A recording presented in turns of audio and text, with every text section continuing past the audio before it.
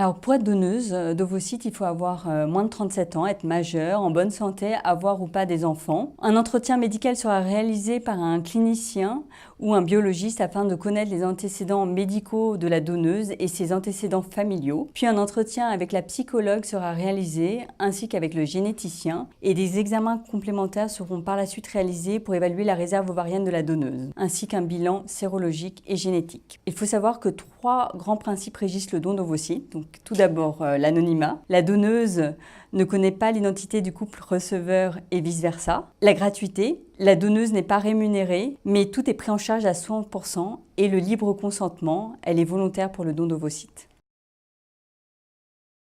Alors, généralement, ce sont les couples hétérosexuels en âge de procréer avec une femme qui a moins de 43 ans. Et généralement, ces couples n'ont pas pu accéder à leur désir d'enfant pour des raisons médicales.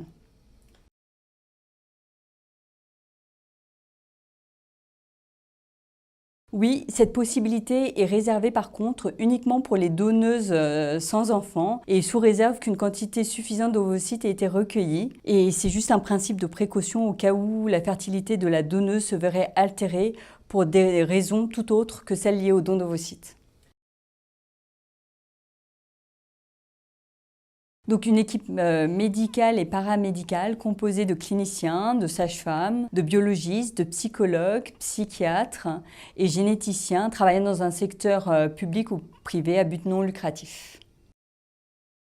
Ces dons peuvent être réalisés dans des centres d'aide médicale à la procréation ou des centres SECOS, agréés par les agences régionales de santé. Et ces sites sont répertoriés sur le site dondovocytes.fr.